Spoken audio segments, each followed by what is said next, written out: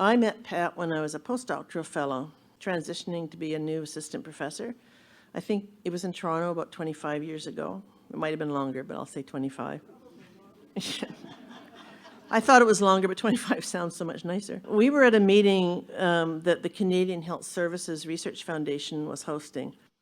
And I was involved in this short-lived, I'm sorry to say, Centre for Knowledge Transfer, and Pat was a newly appointed chair. They had funded 10 chairs for a period of 10 years. I remember being curious and a bit fascinated by her scholarship, because it was really different than mine, and by her deportment as a scholar. This is something we do not talk enough about. I was intimidated, but I did my very best not to seem so. Pat was steeped in really complicated theory I didn't understand. She was sharp, her comments were penetrating, and believe me, in a debate, she took no prisoners.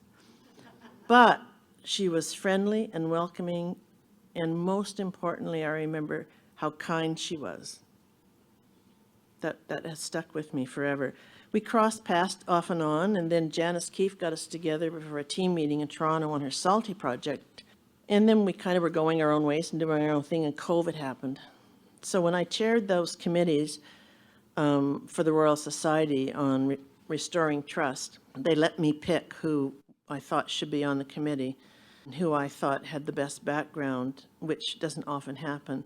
So Pat was one of my first thoughts, and if you read her bio that's in your folders, you'll quickly see why.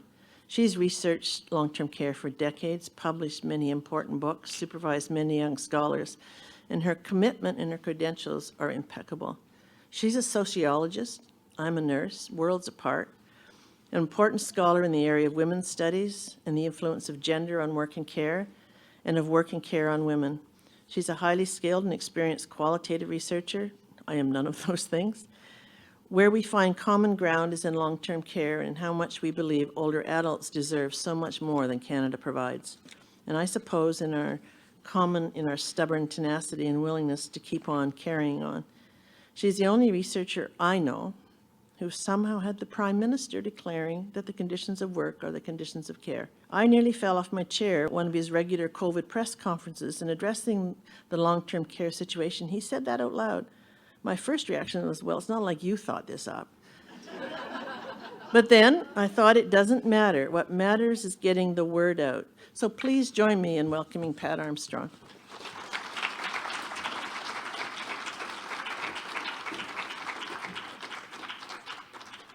I was a little worried. I kept using the word was. Thank you very much, Carol. That's wonderful. I remember meeting you too, and it was equally impressive, I have to say. And I would also say I've sometimes been accused of being a nurse. So, have you ever been accused of being a sociologist? We can see. Thank you for the privilege of speaking here today and for your work on translating research into elder care and for providing that care. And I want to thank all those Indigenous communities that allow us to live, work, and play on their lands. And I should also warn you, for something completely different, I come to you mainly slideless, relying on the spoken word. Did that come from Australia? In preparing for today, I was reminded, as I often am, of a story told of Nellie McClung, who, as I'm sure you know, was a Canadian suffragette, and like many Canadian suffragettes, she was a member of the Women's Christian Temperance Union. And she used to go around to schools and to teach children about the evils of alcohol. She'd take a glass of water and a glass of alcohol and a worm. She'd drop it into the glass of water, it would wiggle around. She'd take it out of the glass of water, put it into the alcohol, it would shrivel up and die. And one day, a little girl at the back of the room put up her hand and said, "Lady, if you drink booze, you don't get worms." I love that story because it's about ways of seeing. The data are the same. They're just seen differently, right? There's a different view. And what I want to talk about today is a way of seeing work in long-term care that is different from the way we often do. We have lots of evidence about what's wrong with working in long-term care, some of it produced by our various research teams and some of it by folks like you in this room. Such research is essential, but I want to switch the conversation to what is good or can be rewarding about working in long-term care. What conditions offer opportunities for workers to experience joy? And how can we take the lives of people who do that work into account, recognizing that women, and increasingly, as Carol just said, increasingly racialized, Indigenous, and our immigrant women make up over between 80 and 90% of the labor force, and that there's a significant age diversity within that labor force as well, something we also often forget. But first, let me tell you a bit about the basis for our way of seeing the evidence. I use our because I have almost all my life worked in teams. Decades ago, we began talking with and surveying those who live, work, and visit in long-term care, and organized a workshop around planning care with women in mind. In 2010, we received what turned into 10 years of SHRC funding for our Reimagining Long-Term Residential Care, an international study of promising practices. We were searching to identify ideas worth sharing on treating all those in nursing homes with dignity and respect. And we've continued to build on that work throughout various projects, including one that studied a couple of homes here in Alberta. Our interdisciplinary international faculty in the Reimagine project included an architect, a philosopher, a cultural theorist, an economist, a couple of historians and social workers, an epidemiologist and a gerontologist, 2 RNs who also had doctorates in sociology, and another who had a degree in anthropology, 4 physicians, and a couple of political economists. Our students brought in even more disciplines and more ways of seeing. Our partners were unions, community organizations, employer, and some community groups, and they were very active in our research as well in our analysis of our data. At the core of the multiple methods we employed, and it included looking at those kinds of structural conditions and data that Carol talked about, the methods that we used in our research in Canada, Germany, Norway, Sweden, the UK, and the US was what we called rapid site switching ethnography, an approach we built based on smaller similar projects. Over the course of a week, international interdisciplinary teams of 12 or 14 people worked in pairs and in shifts starting before 7 a.m. and staying at least until midnight, interviewing and observing, doing so over the course of a week, all the time meeting and reflecting together on what we had seen and what we had heard. And there were certainly many different ways of seeing what they saw and heard. An historian sees a very different thing from an epidemiologist, from an architect when you do this kind of work. I'd be happy to expand on our methods later, and you can find more detailed information in our book called Creative Teamwork. But one detail I do want to mention, though, is that faculty, and often senior ones, made up the majority of the teams doing this kind of primary research. I also should say that while that project was wound up in, we think of it as wound up in 2020, we are still very much building on that work and doing a project related to that work. Last summer, we released 2 books, one on unpaid work in long-term care, including the unpaid work done by those who were otherwise paid to do the work, and another on the future of care homes that takes on the argument about how we should blow them all up. Our current project is focused on the labor force crisis in long-term care, and our open access book, currently in press, assesses 5 strategies employed in Canada, Norway, and Sweden to address the crisis. We identify them as recruit, retain, reduce, replace, and reorganize before moving on to consider how we need to rethink. Not surprisingly, we see retention as the core issue and argue that we should begin rethinking with the lives of those who do the paid work, recognizing that the conditions of work are the conditions of care, as Carol just told us, and that context matters, as Carol also said, leaving us looking for promising practices acceptable for different places, or good ideas worth sharing, as we often say. It is this research that led us to understand joy as a sense of belonging, as the opportunity for purpose and meaning, for sharing with others, and for experiencing pleasure, factors that make life worth living and care work worth doing. The overarching condition that sets the stage for joy is the long-term nature of care, although, as Carol just said, that long-term is getting shorter and shorter as admission criteria become more restricted. But residents are there for the long term. We seldom think of the long term as an opportunity. Yet, as one staff member put it, quote, "We're getting to build relationships with the residents. It's very special, even though they tell you you're not allowed to get attached. We've known these people for years, and you become part of the family. Our home is their home. The relationships that you build with them helps you to care for them because you get to know them on a different level, and you get to know exactly what their needs are and how to approach them when it comes to certain things." End of quote. The long term allows staff to respond to differing resident needs as they change over time and thus feel they are contributing. As one nurse explained, a lot of people in long-term care have dementia, and Carol said that again earlier. And so when you get them in their early dementia and you get to really know them, when they progress to the point where they're no longer able to communicate with you, you have that special bond where you knew them before and you can still implement the things you know they really love, which makes sure you're giving them the quality care that they deserve.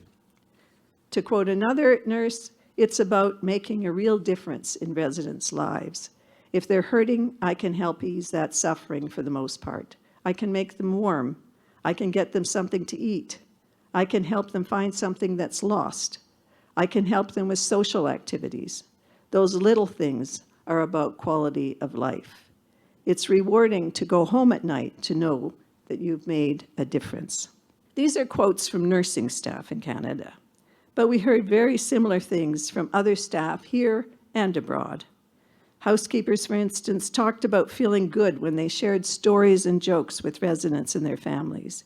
Because they spent time in residents' rooms, they could alert staff to changes in residents' behavior while working to make their environment safe and comfortable. And residents rewarded staff not only by thanking them in ways that demonstrated real appreciation, but also by teaching them and by treating them as people with lives, asking them about their families, their health, and their work, knowing when they're off sick and when they had birthdays. The long term can also allow relationships with families. Families may provide both support and recognition, bringing gifts and gossip. Families can advocate for staff based on their knowledge of both individual staff members and of the conditions they come to know. A receptionist in the Western Canada spoke about the pleasure of chatting with families, not only when they arrived and left, but also when she delivered menus to residents each day. So when a resident took an unexpected turn for the worse, she knew the family was on vacation out of the province and was able to contact them quickly, so they got home in time to say goodbye. Being able to take these often invisible actions gave her joy, and that was only one of the examples she provided. Of course, not all these relationships are smooth or rewarding, which is where colleagues, especially, become critical. At least as important as residents and families for staff rewards are long-term relationships with, quote, the people I work with, to use the specific words of staff members that were echoed by many. Quote, it's just the connections you make with the people you work with. It's something you don't get anywhere else, and I love it, another said. Other staff provided emotional and social support, as well as assistance with tasks and dealing with individual residents based on shared understandings and experiences that few others can offer. They share jokes, complaints, strategies, and tears. They understand, for example, why after so many deaths with COVID, I threw up my winter coat because I couldn't stand the sound of a zipper. I have to say every time I think of that quote, it brings tears to my eyes. To quote another staff member, quote, "That's the good thing about long-term care when you have consistent workers in a consistent area. Such consistency can support teamwork and the relationships consistency supports." As one staff member put it, teamwork is important because when you pull together, you get the best outcome. And when you also work as part of a team, you know it makes life more joyous if you get along, especially in the nursing home. And it makes the life of staff more joyous as well and can help alleviate the pain both at and off work.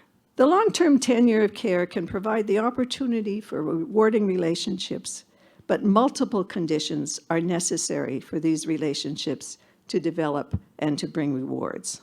Let me identify 5 of them, which many of you will be familiar with, although perhaps not from the perspective of supporting joy for staff, both at their work and in their home life. Although I've always wondered about work-life balance as a term. Are you not supposed to live at work? I think it's worth considering. One of these conditions is long-term employment for the entire range of staff, supported by unions. In order for these shared relationships with residents, families, and other staff to develop, staff need long-term employment contracts with regular hours that allow staff to plan their lives and have stable, appropriate income.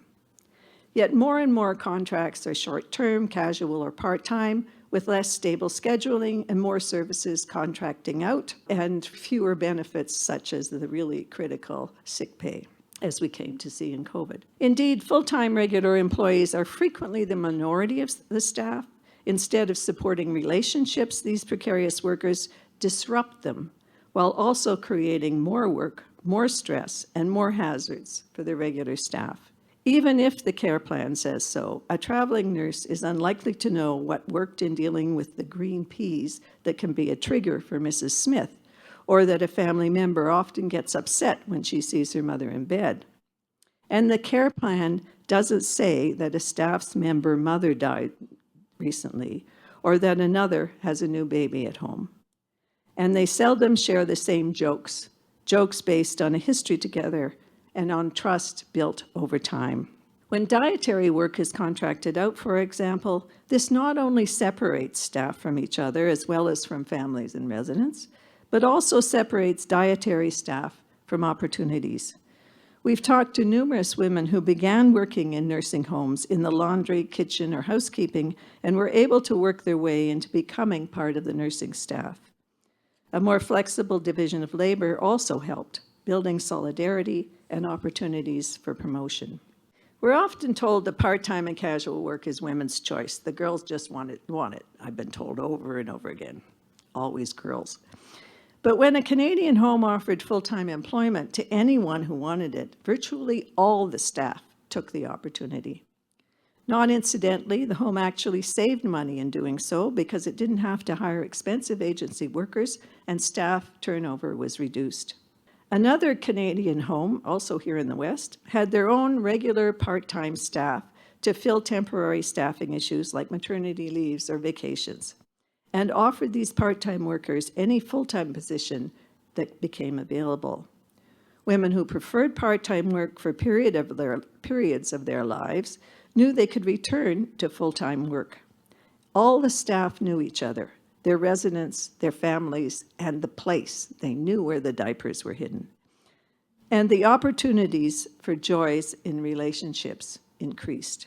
Staffing schedules are also critical in supporting regular employment, especially for women who need to accommodate other care work or want to accommodate activities that make their lives worth living, like attending graduations or participating in marathons.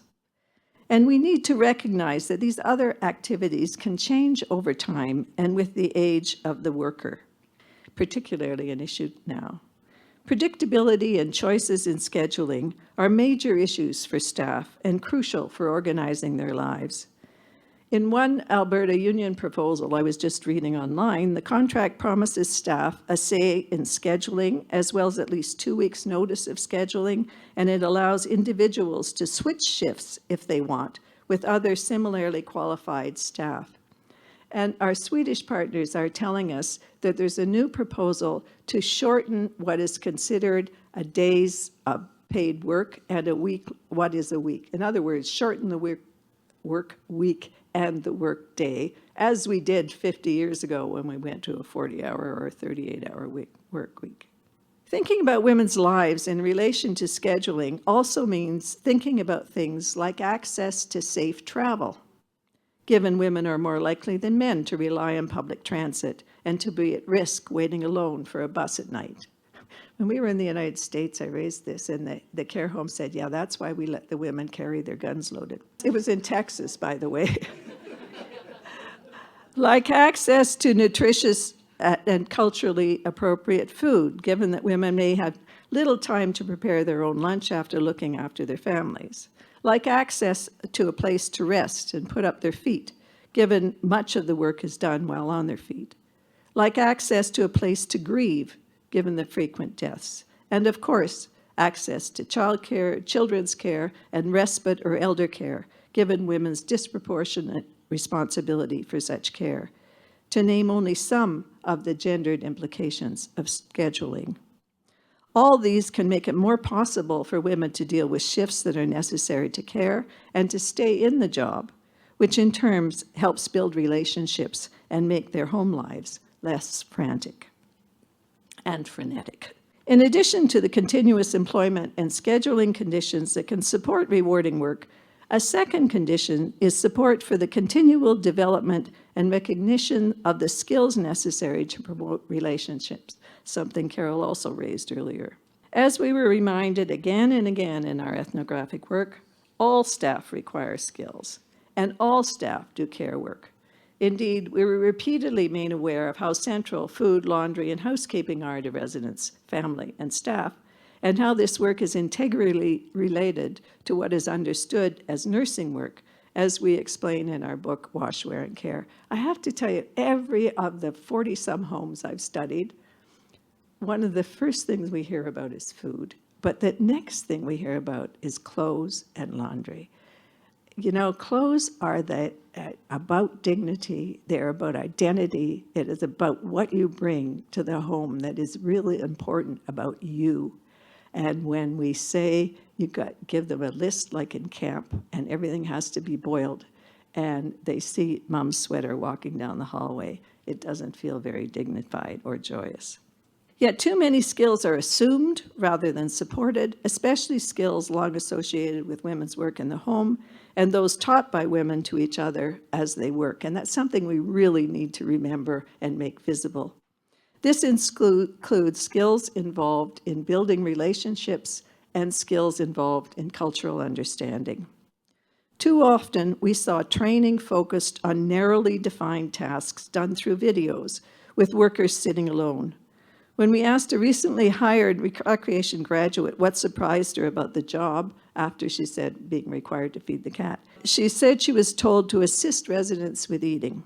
She was only shown a short video that mainly terrified her about a resident choking and taught her little about how to encourage a resident with dementia to eat and to chat. In contrast, a nurse talked about the joy involved in learning and applying new skills. The kinds of skills Carol was talking about are required as a result of her last slide especially.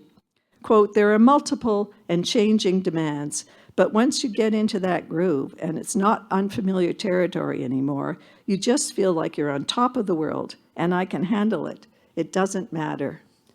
She got, in other words, joy from learning and applying those new skills. Staff we've interviewed understand the need for new skills and want the opportunity to acquire them. The continual changes in residents' needs with new technologies, new approaches to care can be rewarding when there is continual training done on the job with others and from others during a shift, training available to all staff.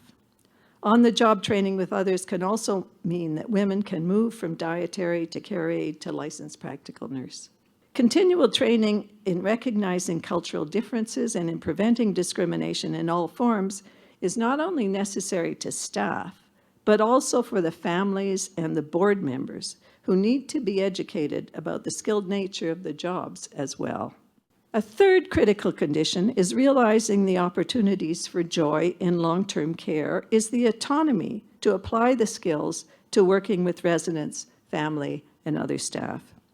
Knowing how to act and being allowed to act is not the same. Indeed, knowing how to provide care and being prevented from doing so can create major stress. In the UK, we encountered a chef who concerned that so much food was left on plates, resulting with nutrition issues. From the Philippines, he thought the problem might be that he was cooking Filipino food, so he studied British food. But this did not change behavior, or maybe the flavor of food much either. When he asked residents why they barely touched what was on the plates, the women especially said they were overwhelmed by full plates that turned them off eating. So he started making food in appetizer-sized portions, allowing multiple choices at meals and passing the food around as trays. Nutrition levels went up as a result of his autonomy that allowed him to use his skills. He kept telling us about the joy he got from seeing his strategy at work, and he really did want to tell us about this. Housekeeping staff in a Western Canada care home told us proudly about how they figured out a color coding for cleaning surfaces. Color coding that significantly reduced infection spread, doing so because they had the autonomy to use their knowledge. I have to tell you a little story. We raised this issue about the thin blue line. Do you know the blue line on diapers? Have you heard about this? And that you're not supposed to change the diapers until the urine saturates the line, so it changes the color of the line, right? We challenged this as an assumption that denied the skills because the staff kept saying, we know when a diaper needs to be changed. The person who has the diaper knows when it needs to be changed. You've got to let us decide on the basis of what we know. And yet the people who developed the technology said this was the case. So as a result, the staff was hiding diapers all over the place so that they could use them. And we challenged this in Ontario and about the thin blue line. The Deputy Minister of Health said, no, he knew this technology really worked. In fact, he'd prove it by wearing a diaper. In contrast, we watch many Canadian staff constantly filling out forms, documenting everything from the number of glasses of water drunk to the number of bowel movements a resident has. We watch staff sitting at the dining room table during lunchtime, filling out forms rather than talking with and assisting residents in ways that build relationships and employee skills. The focus is more on tasks and tick boxes and what can be easily counted rather than on care relations. It's too often about specifying tasks and activities in ways that deny the application of skills, while excessive documenting implies surveillance rather than trust. Regulations too often specify things like dressing and meal times without input from staff, residents, or families. Box ticking can undermine care relationships and undermine the satisfaction that comes with them. The staff in Norway and Sweden do not spend significant amounts of time doing such documenting that takes time away from applying skills to care. As Swedish staff explained, they trust us to ensure residents are hydrated, have enough nutrition, and exercise. And in Germany and Norway, they even trust staff to serve alcohol. This kind of trust is an opportunity for rewarding work and even for joy. The counting of what can be counted is assumed to bring accountability. However, as staff have whispered to us, they are so rushed they often make things up. In Norway, we were told that accountability comes through teamwork, with teams in regular meetings, including all those who work in care. Inspections are about collaborating on strategies to address issues rather than on grading or punishment. And the teamwork not only supports good care for residents, but also allows staff to support each other and share coping strategies and frustrations, as well as comfort. In Norway, I watched an occupational therapist strongly encouraging a man to walk on his own. He looked very fragile and frail. While I watched, I worried he would fall. I asked the therapist about this, and she said it was her job to push residents to the extent of their capacities so that they can keep them. When I asked about what happened if he fell, she said she helped him back up and started again unless he was hurt. But if an injury resulted, the team would sit down to discuss the process and figure out how a fall could be prevented, not only for this man, but for others. But to apply their skills to building relationships, staff need more than autonomy and job continuity. They also need time, my fourth of my 5 conditions for joy. As you well know, staffing levels are critical to allowing time to care and to build relationships, and Carol reinforced that earlier. Staffing levels in Norway and Sweden are in general twice as high as in Canada. And if you look at the overall number of care providers in Sweden and Norway to people aged 65 and over, more than Canada, it's more than 3 times, according to the 2019 OECD data. When our survey asked about feelings of inadequacy, less than 20% of Norwegian direct care staff surveyed reported they felt inadequate all or most of the time, compared to nearly 40% of Canadian staff. Less than 3% of Norwegian workers said that thinking about work almost always kept them awake at night, compared to 17% in Canada.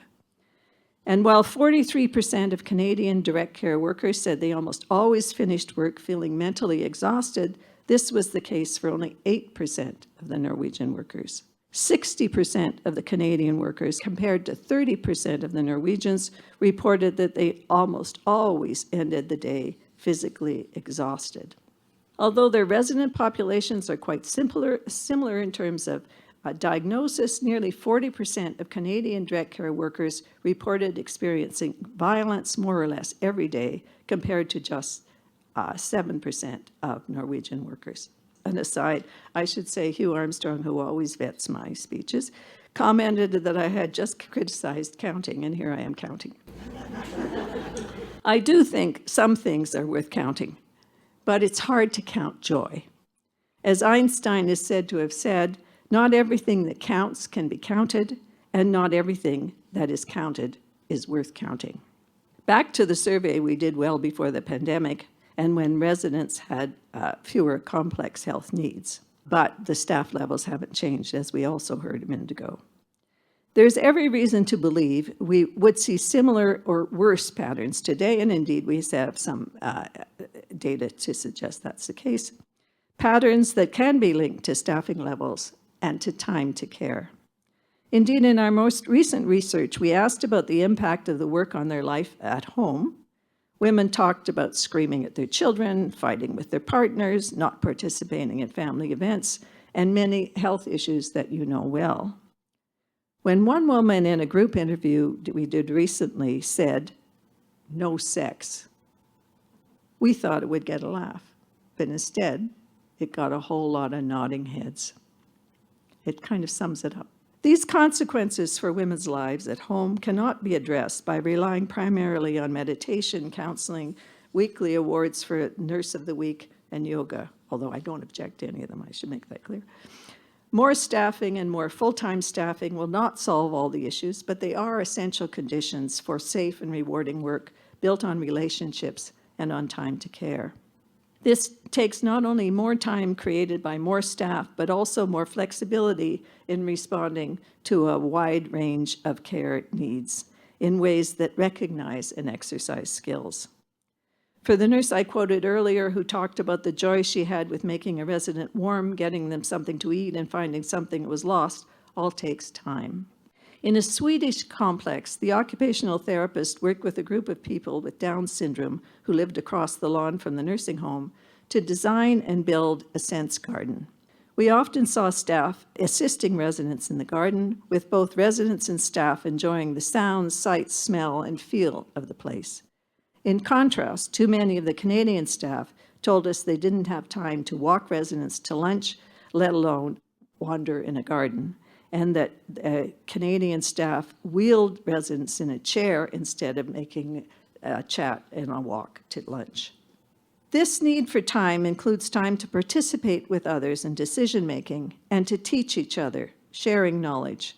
This means more than avoiding putting the con in consultation, as one woman put it in an interview.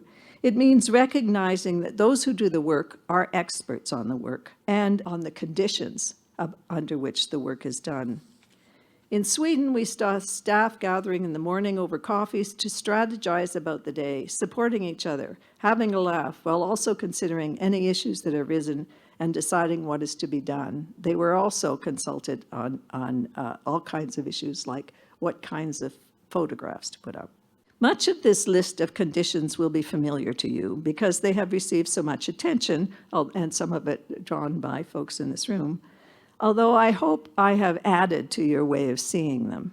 Far less attention has been paid to my fifth and final condition, the location, physical structures, and equipment that facilitate rewarding care. The design features that Carol referred to earlier are absolutely critical and important, but hardly any of them talk about the staff. Where care homes are located makes a difference to the possibilities for relationships and for the lives of staff.